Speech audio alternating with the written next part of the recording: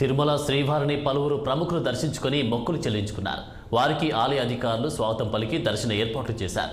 అనంతరం రంగనాయకుల మండపంలో వేద పండితుల చేత ఆశీర్వచనాలు అందుకున్నారు. టీటీడీ అధికారులు స్వామివారి శేష వస్త్రాలతో సత్కరించి తీర్థ ప్రసాదాలు అందజేశారు. రాజశేఖర రెడ్డి గారు ఒక ప్రజానాయకుడు, ఈవేళ ఆంధ్రుల హృదయాల్లో ఉన్న మనిషి. అయితే ఆయన సుపుత్రిక మళ్ళీ తిరిగి కాంగ్రెస్ పార్టీకి రావడం, మరి సారథ్యం వహించడం కూడా తిరిగి రాజశేఖర రెడ్డి గారు వచ్చినట్టు. ఎందుకంటే ఆయన స్పిరిట్, ఆయన కమిట్మెంటు, ఆయన కార్యదీక్ష ఆవిడలో కూడా కనిపిస్తున్నాయి. చాలా సంతోషం. అయితే ఆవిడ నాయకత్వంలో తప్పకుండా కాంగ్రెస్ పార్టీ బాగా బలోపేతం అవుతుంది.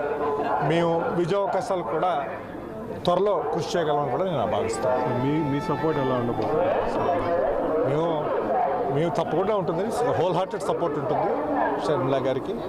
అలాగే మరి అధిష్టాన వర్గం కూడా అన్నీ ఆలోచించి మరి వారిని నిర్ణయించారు.